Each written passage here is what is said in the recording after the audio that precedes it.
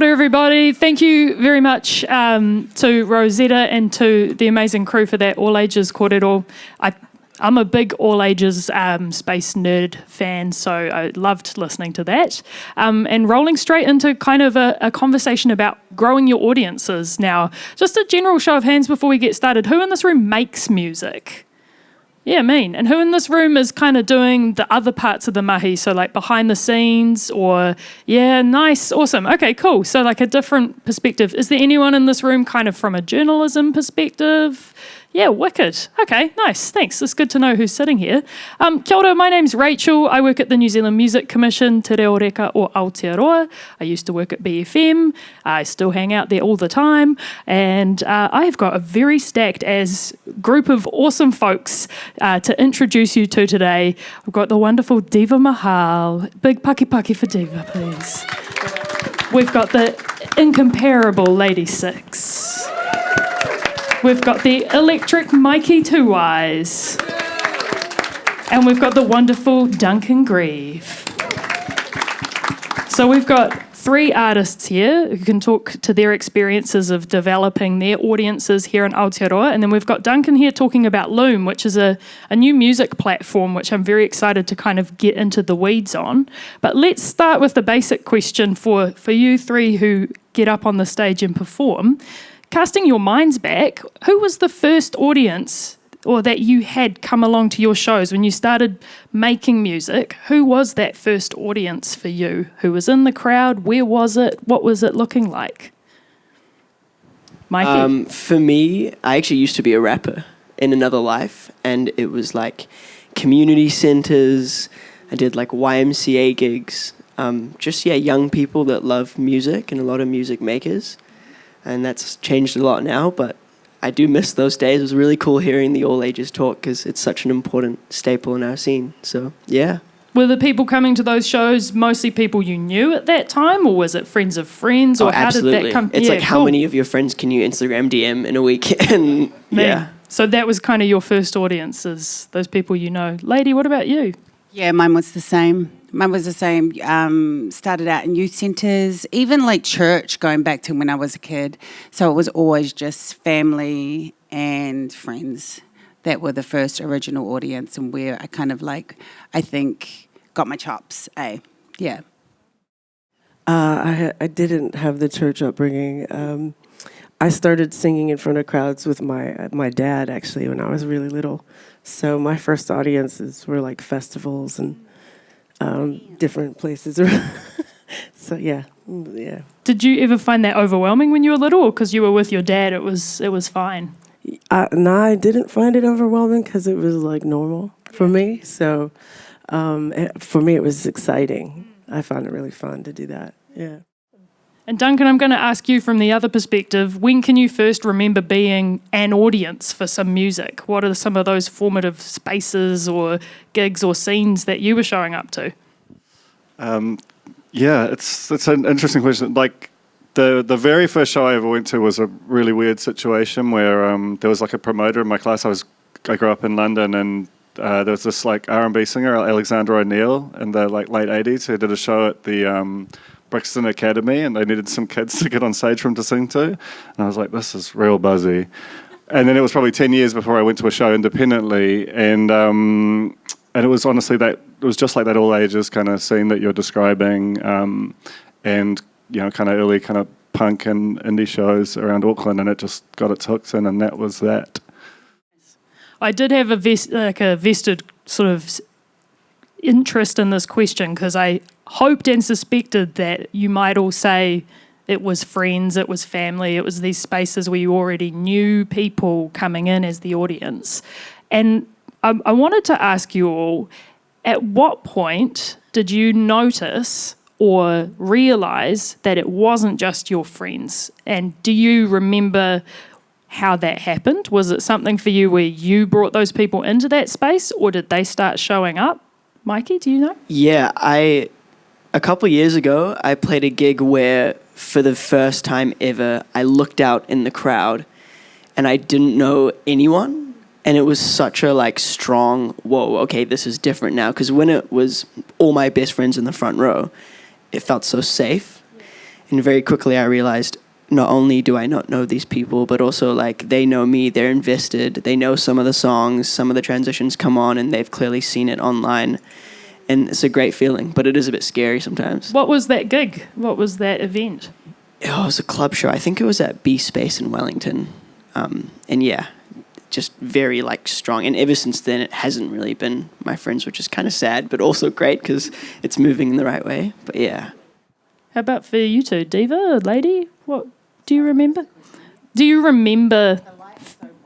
You look steezy though with your I'm not cool trying guy to be glasses. a cool yeah. little, but it's just like I can barely see you. With, like, Duncan's got a halo around his head. yeah. So No, I was going to ask when do you remember when it first started being not those just your friends and family? Can you remember that transition into this is a Lady Six crowd who've come to see you? no, I don't remember, but no, I can't remember exactly, but I would have been probably like 18 or something like that, and it would have been for my first group, and actually, I mean, let's just pretend it was this, but I do remember when we we flew up to Auckland and did our first ever record release up here that coincided with the BNet Awards nomination that we had. Good Shirt won it that year, but that was with Sheila Rock, and Decepticons were our support act. And I think that was the first time that they were our support act. They were straight out of high school. And I think that was the first time that we had an audience that wasn't a home audience. And we were very nervous, but we'd rehearsed heaps and we were super prepared. So it just was exciting and fun and scary, you know. And Deva, for you, when you were playing your own music, going out as yourself for the first time, do you remember that kind of transition, how that felt, maybe moving away from working with that family space and into being yourself on that stage? Yeah, I mean, well, I started my first band when I was like 17. And, but I can't say that we had, like, I'm pretty sure that everybody came to this gigs were our mates. But I think the first time I really realized that people who I didn't know were coming to the show was when I started playing in Wellington. And so that would have been when I did like the Live at Hope Brothers. The Live at Hope Brothers. And that was wild. But the biggest feeling that I ever had for that was playing a Montreal Jazz Festival. And there were like 80,000 people in front of me, and in the front row there was like these really cute girls from Asia, and they knew all the words. And they bumped to the front, and I was like, oh, this is different, you know. And so I think that was like a memorable moment where I was like, whoa, this is really cool. That's so cool. That's a special feeling when it starts to be like, oh, somehow other people have heard about me or know what I'm doing, or all the way over the other side of the world. There's all these people from different cultures connecting with that. Yeah. Just like on my album release tour, when I got to the venue, there were like 6 ladies who had flown from Japan. And that was like, whoa. What? Whoa. You know? Yeah. It was really cool. That's super exciting. So I guess the reason I sort of wanted to start with this as a kind of a place to think about is, this panel is about growing your audience. So if you start with people you know, I think we all know you can start in those spaces. You invite your friends, you bring your community that you already have, those networks, those people that are already showing up for you. But then how do you kind of get to that next step? How do you sort of make it feel like the snowball is rolling of its own accord down the hill? And I wondered, let's talk about some maybe practical steps, like some basic things that, from each of your perspectives, and then Duncan, I want to ask about your perspective too, because you've sat in a journalism space, you've now got your own platform. But what are some things that you've seen or felt work for you or work for artists that you connect with that helps maybe push you as a performer or outside of your bubble, outside of the people that you know? Mikeyy, you're nodding real. You knew what was up. Yeah. The cogs are turning. I think for me, like, playing festivals was a really big way to do that, and starting from playing the earlier slots where like one person is just walking past and sees you, and that's one person that now will follow you and check your music out. And then for me recently, in the past couple of years, getting to play the bigger slots, I really feel a difference where, you know, I'm out in Ponsonby and people are like, I saw you at Salah Stage at 1:30 and it was amazing and da-da-da. Like, that's kind of like a super spreader event almost for you and what you do. So. Traumatizing language, but yes. Interesting choice. But yeah, so... Super spreader. Yeah, that's definitely a practical one you can do, and just playing as many shows as you can, and across the motu as well. Like, I think we're talking about our friends, like you go to another city, unless you're like Mr. Popular, like I don't know how many people you'd know, and like Christchurch, if you're from Auckland, every time you play there, that's a bunch of new people that will share you to their friends. And so, yeah, just get out of your circle as much as you can. And when you're doing that, when you're going to a different place, like playing a show, say, in a city where you don't have those friends that are naturally just going to show up and see you, are you connecting with other artists, people who do have those networks? Yeah, absolutely. Right. And how does that work for you? Do you hit people up? Are they hitting you up? What does that look like? Yeah, hitting people up. What Abby said in the last panel was awesome when they were talking about, like, actually connect. Like, don't just hit someone up and be like, I want to play with you, you know, have a coffee, like meet their friends, and because they have their own network. And also in the dance scene, I'm not sure how it is in other spaces, a lot of these promoters have amazing communities, and tapping into their communities has been really great for me. And yeah, like if you're in a new city, like every single person is a new fan or a new supporter. So yeah, just like actually getting your boots on the ground and making friends, saying hi to everyone after the show, stuff like that really does help. I just agree 100%. It's interesting because I keep thinking that maybe times have changed, so it's changed the way that you actually get word of mouth going. Word of mouth is still the best way to actually get new fans, is that a friend of yours tells you about somebody and then you go, or then you bother to listen. And I've always believed in the homegrown roots way of just, you got to get out and you got to play. Because I feel like that's the way that people can really like interact with you face to face and interact with your art, is actually to see you play. But of course, I'm not stupid. I realize that it's super expensive. Like, that's great, but in theory, but it's not actually great literally sometimes. And especially when you're building from the beginning. And I don't know if this happens anymore, but definitely my beginning was definitely like the whole band getting in the van and just driving from place to place and doing all the regions. Regions are so often overlooked, but they are dying to get some entertainment from out of their city, and they're dying. Also, the artists that live there are dying to have you come and have them interact with them and have them play together. So that's an easy win, I think, and you can start that interaction easily by DMing someone on IG or TikTok or whatever it is. If you don't know someone, would you be looking at a venue in that place and asking them whose bands or all that? Yeah, definitely, right. Definitely all that, and quite often that can be an easy way to sort of start talking to an artist in the region, is by asking like, "Hey, I'm this," and you know, I was wondering, I saw you play on your IG at this spot. Like, what is it like? Can you give me some intel?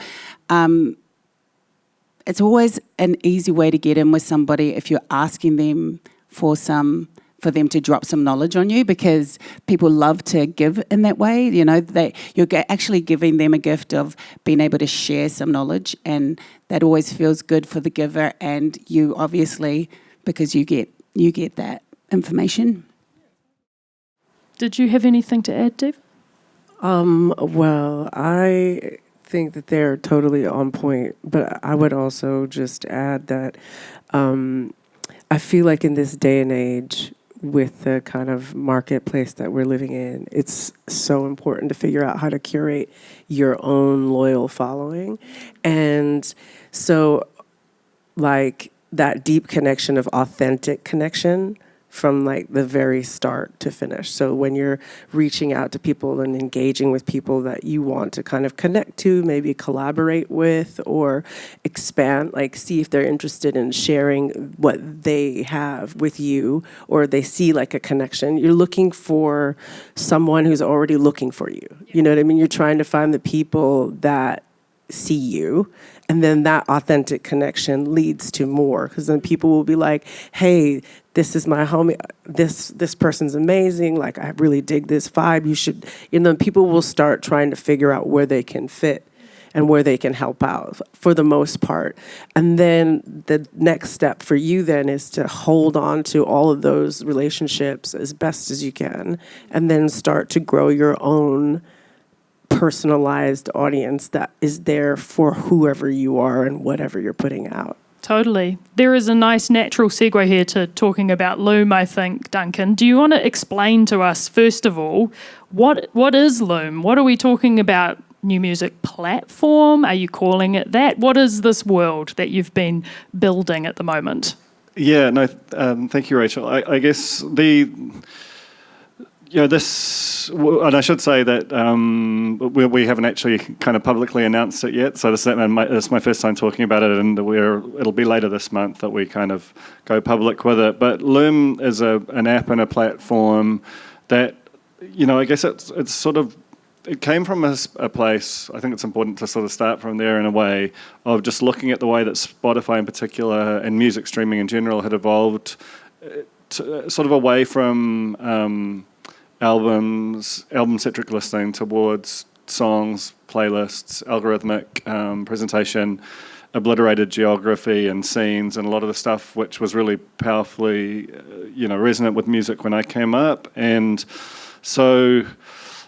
And also, like that sense that I think a lot of fans and everyone in this room is one of those that you can kind of feel that there's that thing that when you see a band, especially in a small space, or an artist, and you kind of get that, you see something extraordinary happening in front of you, and you want to do something to kind of both remember that and crystallize it into support for them. And streaming just isn't it, really. Like there's you can't stream enough to make any real meaningful financial difference. That only comes from enormous scale. And so this isn't necessarily a critique of streaming. It's saying that it's an incomplete system at the moment. So Lume is a platform which is built around albums, and it's built around what we call an expanded definition of an album. So you get the songs in beautiful quality, but you also get extra material around it, which might be a live set, it might be demos, it might be remixes, instrumentals. Like the artist is in control of that, but it basically says, build all the world building you're doing, keep it in one place. So some of the stuff, it doesn't have to necessarily be exclusive to the platform. It can be, you gather a lot of the things that currently exist on other platforms, but it all sits in one place in your Lume. You purchase it, as opposed to buying subscription to it. So you buy it once, you own it forever. So as a listener, you're purchasing. As a listener, right. You purchase an album. We want you to get back to the idea of building a collection of things that really mean something to you, and that when you purchase it for, rough, like the kind of CD type money, $25, $30, 80% of the revenue, and that's one of the most important parts, 80% of the revenue goes to the artists and rights holders, and then the relationship that you have, the artist can then communicate with anyone who's bought a Lume going forward within the app. So we're just trying to solve for a whole raft of issues that have come out of streaming in a single product, and allow artists to build both a financial and a direct relationship with their fan bases. It's a really interesting concept, and it was what you were saying, Deva, about looking for the people that are looking for you is kind of what made me think this was the right time to segue into that, because there is something about looking for your audience. How do you know who your audience is, and when you are trying to work out where you sit as an artist in a very big landscape of music, finding the people that you're resonating with, that's a really special and specific thing. And this is, I guess, a way that you're valuing that fan and artist relationship, which is a quite singular, special thing. There's a word of mouth kind of quality to that as well.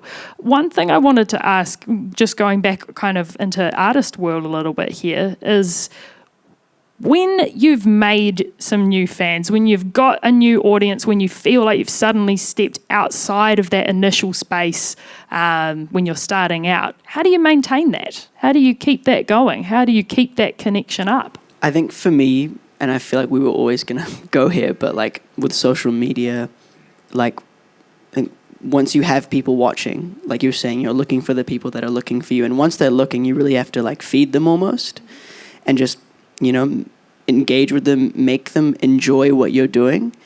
Like I find, especially after like a big tour, for example, where like I know that I've picked up however many new fans in like a condensed amount of time. It's like, okay, now we throw all the ammo, like all the new demos, all the new content, breakdowns, as much as I can that is engaging and that I would enjoy watching.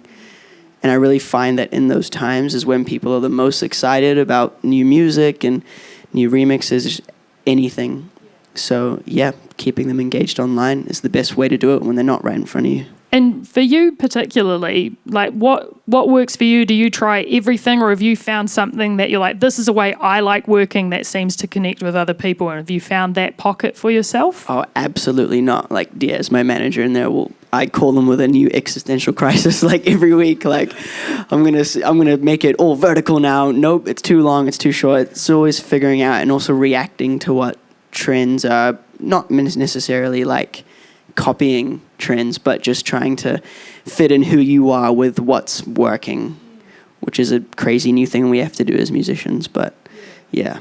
I was thinking about this on the way in today, and about how a lot of the, you know, sort of tension at the moment is like trying to keep the online space and the real world space feel as authentic as possible. And, you know, fanzines are a thing that used to be massively important in that space, and they still are, but maybe for a particular genre or style of music. Kind of what you're talking about through Lume, there's the ability to have this kind of connection, so the artists can choose what they're sharing that they know their fans might be interested in but feels authentic to them. What do you two do, Lady Deva? What do you do to kind of maintain that relationship? Is it socials for you? Is it showing up to other shows? How does it kind of work for your particular mahi? I can break it down into a couple of different things. So for me, for my shows, a way to make real connections with people is that I always go out after my show to meet people, and I always make myself available for like a real connection. And I think that probably is the best way for me. And then with social media, I think, because I also think it's important to protect yourself in this space too, because it can be something that hollows you out. It can be like a hungry animal that you have to always feed. So I think it's also really important to figure out how much you want to give to this. And I think that that's important too, because that creating that boundary, people really respect that, and they want to support and be a part of that. And it also shows people how you put your information out.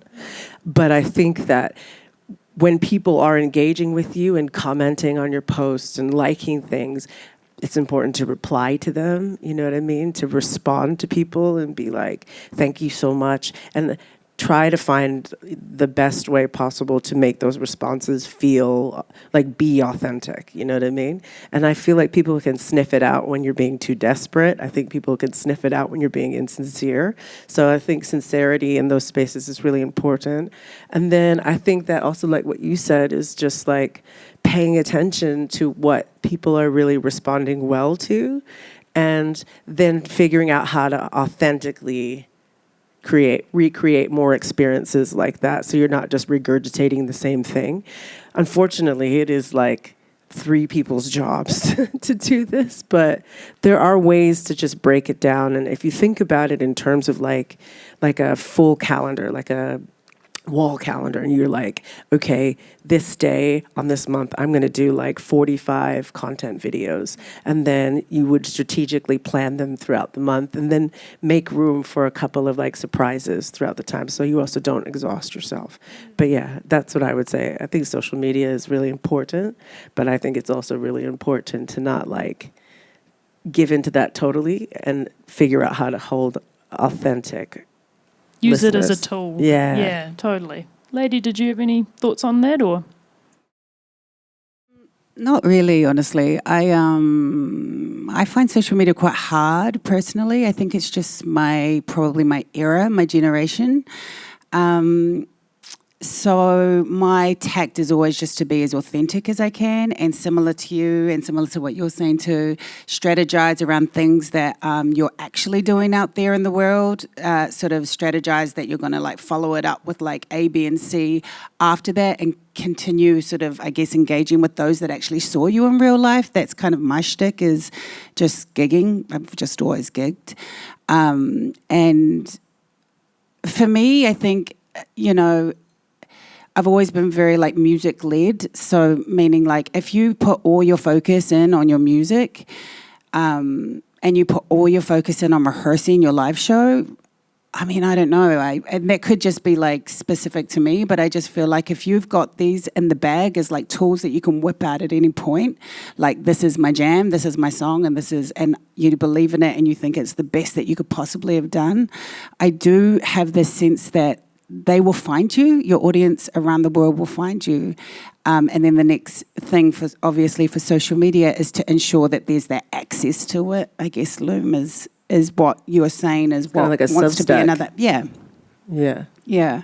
Yeah, Substack was honestly quite inspiring to us in terms of like the level of control it puts in the hands of the writer and the revenue share. Like, I guess Lady, you and I are similar age and came up in a different era, and watching the way the kind of utopian democratic ideas of the early internet had become controlled by a tiny handful of pipes that kind of set rules in ways that contra the interests of people who create content. And it's really important to us with Lume that we try and run against that and create a place for artists. Like, we know this is only going to be like 2 to 10% of an artist's audience, but that 2 to 10% can power your whole career, to our mind, partly financially, but also the kind of emotional, creative, connective piece of it as well. That's the plan anyway. Totally. It's exciting. I want to talk about platforms a little bit here because I'm a student radio diehard nerd, and I think it's a very important space and platform, but it's not the only important space and platform that we have in Aotearoa. We have, I think this fact is still true. The nerdy fact I have is that New Zealand has the highest number of radio stations per capita in the OECD, which is... Whoa, I didn't know that. That you can share that one. You can all have that for your next pub chat that you have. And if it's wrong, don't quote me. I'm pretty sure it's right. But we do have a lot of really specific platforms that are interested in different types of music, different types of people, and they talk to different communities too. And it's coming back to that word of mouth conversation that's come up a little bit here. One thing I always valued about BFM and continue to value is if a DJ on BFM tells me this new artist is exciting and cool to them and they're playing a show, to me that's like a mate saying, you're going to love this band, because I listen to BFM because I like the music they play and I trust those DJs. I wondered, from your perspective as artists, and then also with your journalism hat on, where in Aotearoa have been spaces or are spaces that are useful platforms for you guys as music makers for connecting outside of the internet as well? I got to take like a real obvious one in the dance space. Like George FM now has that. And it's really cool. I think radio's in an interesting time right now, but George FM has managed to keep the charm of radio, build a community. They've kind of like social media-fied it, but that's almost funneling people back to the radio. And it's one of the first radio stations where like I'm literally DJing on this and my phone is buzzing, bzz, bzz, bzz, like people are listening on the way to work. And they've developed such a good like tastemaker reputation, like you were saying about BFM, but they're, still pushing it to social media. So they're getting people that otherwise wouldn't be listening to the radio, and they're trusted by the people, and the gigs they throw as well always sell really well. And a lot of the people now that are doing really well, even globally, you saw them on George FM 6 months ago, and they know what they're doing. And I think it's a really cool place. If any of you guys love dance music, just chuck on George in the car. You'll hear some bangers. So, yeah. And in terms of, you work with you have a manager, you have a team that supports you, but getting in touch with those stations, they're not invisible places. Like there are real people who come to gigs and watch your music and are interested as well, but they also have contact details too. So don't be afraid to use those. Don't be afraid to look at the contact section of, a radio station's website and send them an email. Make sure you explain who you are and what you're getting in touch with them about, It's a good place to start. If anyone here's a DJ, message Sam Rangi Davis on Instagram. George FM on nights will let I don't want to say basically anyone, but like a lot of really, starting DJs that don't have a lot to show for themselves, just great music and great passion, you can get on that station. And that's what I did 3 years ago. I just DM'd Sam and was like, hey, here's my tunes. And he brought me in and I couldn't believe it. I was in a spaceship in front of the whole country, playing my music I made in my bedroom the day before. So good. So yeah, it's definitely possible. Yeah, hard out.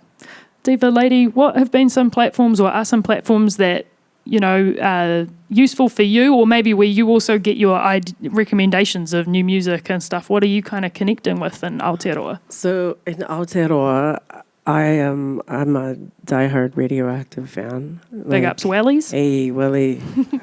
Te whanganui atara. Let's go. Because they've had my back for a really long time, but I've also been developing a really sick relationship with BFM, and they have been championing my new music, and it's been really cool. I also think that RNZ is a really great household. Music 101 is really important to get in with Kara. If you can sit down with her, that's also a really cool way to get an in-depth look at who you are and what you listen to. And then in terms of trying to figure out what's new to listen to be honest, I talk to my nephews. Yeah, nice. Because the thing that's popping off a lot, especially in Wellington, is house parties. So that's also how you know what's coming up and who's doing something interesting and what would be, and then I go to their shows.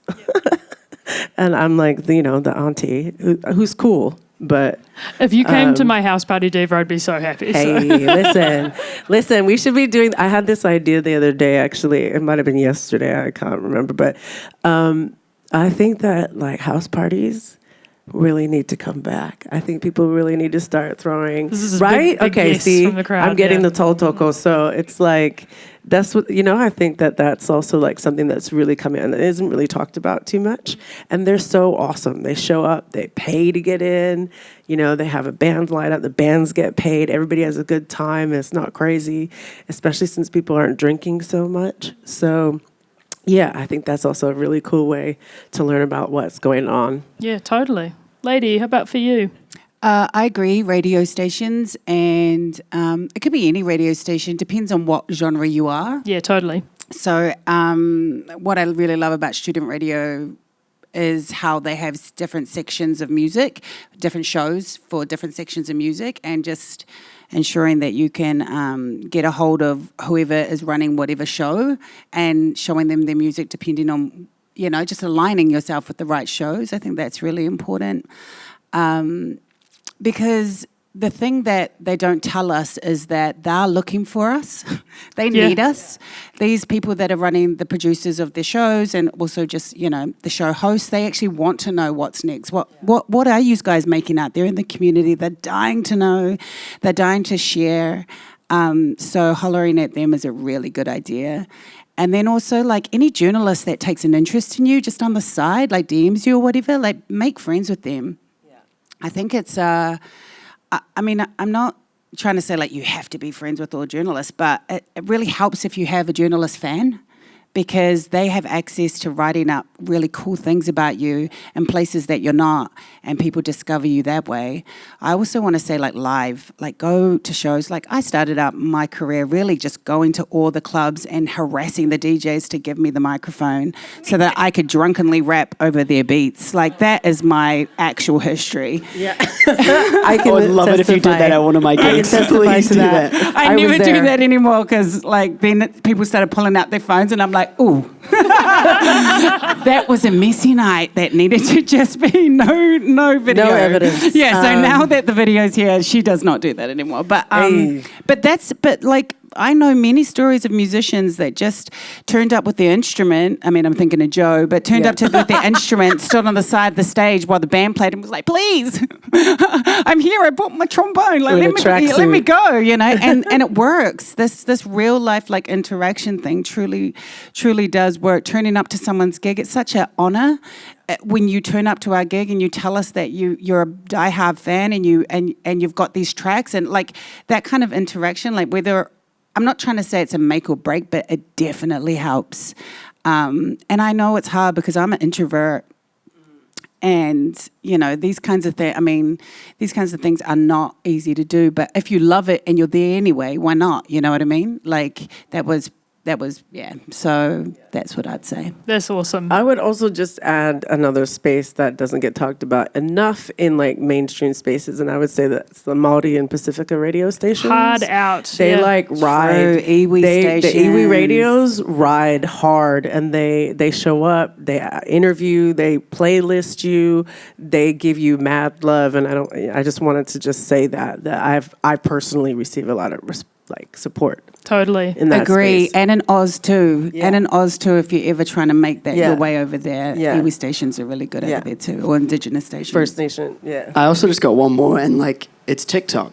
I find all my Yes, to there be you honest. go. Tell us about it. I find all my I'm new learning. music on I'm TikTok. like trying to get my Tell us all TikTok game about on. it. I gotta be 100%. My TikTok game is weak, so I'm trying to tell me everything. Yeah, like man, everything I play is stuff that I've like in the dance world. There's like a crazy sphere of all.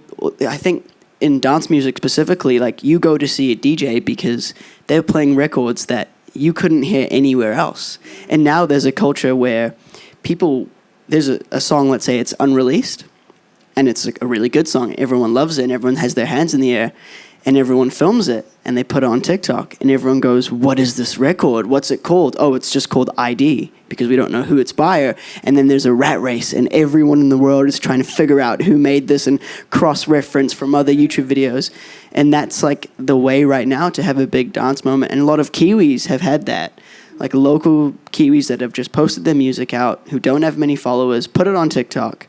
Someone's downloaded it, played it, and one of these clips goes viral, and it circulates. And you know, friends of mine, Two-Faced, they're now touring the world. Their life has changed from that. So I think definitely be on TikTok. Like just watch, scroll, listen to what you're enjoying, and the more you watch, it'll kind of get to know what you like, and it'll show you what you should be seeing. I think people kind of talk down about it a lot, but I think it's actually, I found some music that I sing in the shower to on TikTok. So it's an awesome tool, And I think Deva No, I was going to say, I think that's amazing. I also think you should always read the fine print with sites like that. So whenever you're putting something up on TikTok, be prepared for what you're signing off on when you do that.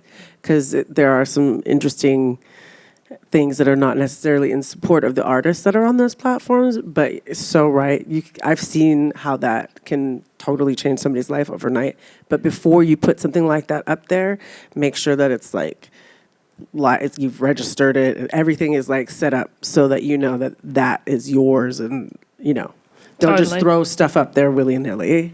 But yeah, just a word of caution. We're going to jump into questions in about 30 seconds, so have that in your brain. But in that 30 seconds, Duncan, you have done so many places. You've worked in media. You've also founded the Spin-Off. I'm sure many people know this already, but there's many different journalism avenues that you've tread. What is exciting you right now in those spaces? Where are you getting your recommendations from? Yeah, I mean, I started writing as a live music critic, and you know, I was talking with a lady the other day about reviewing Sheila Rock was one of the first things I ever did, and good review. I was like, best friends. This is who lady was talking about, her journalist. Basically, friend that's a journalist. Get to know him. But and honestly, I felt quite a profound sadness when like music magazines just kind of withered away, and honestly, the rise of Substack and newsletter culture and the kind of its tolerance for idiosyncratic and prickly and kind of rabbit hole type writing and surfacing of music that doesn't have a natural home in kind of bigger institutions has been like something that's been really gratifying lately. And I also think, I mean, it's interesting, right? Because I used to have a show on B, and I love radio as a medium, but I always almost would prefer to start with reading about something. That's just the way my mind works. And so even things like the newsletters of record stores and the way that their staff like geek out about particularly local records is so important to me for sort of starting the kind of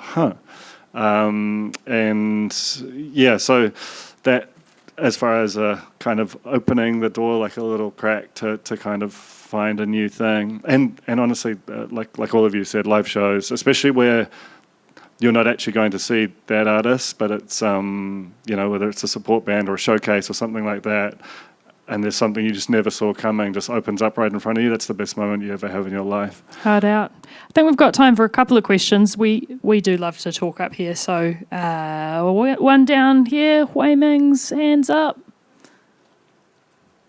Thank you guys. This is good chat. I'm enjoying this a lot. There you go. Kia ora. My name is Hui Ming. I'm an independent musician. And I just relate to a lot of what you said about making real connections.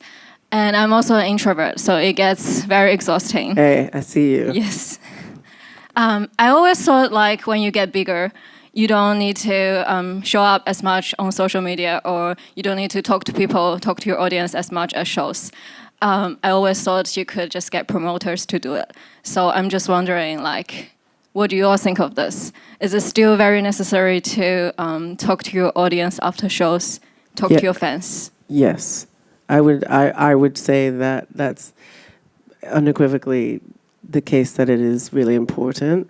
I think that eventually you can find people, if you can afford it, to manage and monitor your social media platforms for you. But you also still need to like have them feel authentic and feel real.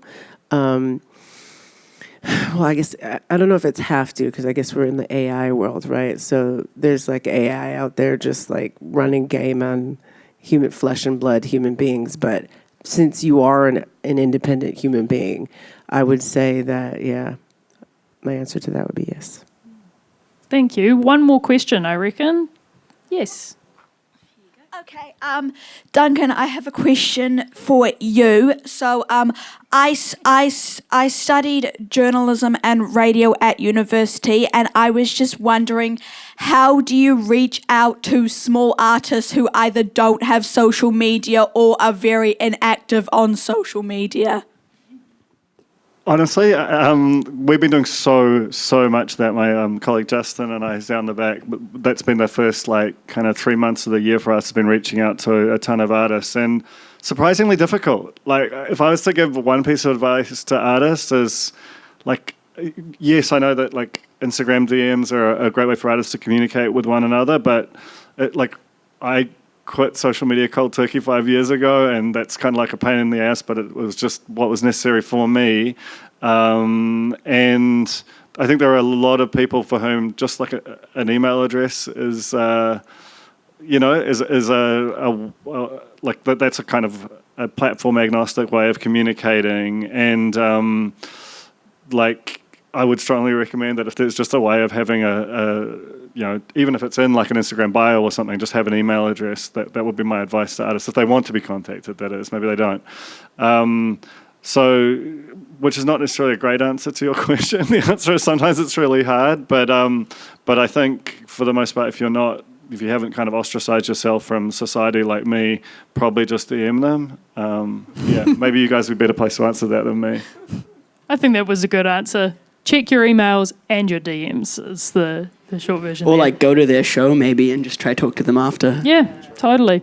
People are nicer than you think usually. You know, most people are pretty stoked if you come up and say hey. Yeah, I was just thinking about that. Like somebody who's like relatively unknown, probably like I know the moments that's happened for me. It made me feel like, whoa, you actually see me. So I think it's really important for journalists actually, like, if they actually really want to know things about the artist and not just regurgitate stuff that they found on Wikipedia, I think, if people have their Wikipedia, it's like really cool to show up and they'll be like, yeah, I saw you busking and went to your gig because I thought you were awesome. Yeah, totally. You know? It's awesome you're wanting to do that. Before we give our wonderful panellists a big paki, quick plug that Deva is playing tonight at Double Whammy. So you should go. Yeah, come see me, everybody. It's going to be an awesome night. I've got some special guests, and we're going to have a good time. And thank you very much, Duncan, Mikeyy, Lady, and Deva, for an awesome kōrero. Thank you. Don't go anywhere. Sarah's wonderful panel are coming up in just a second.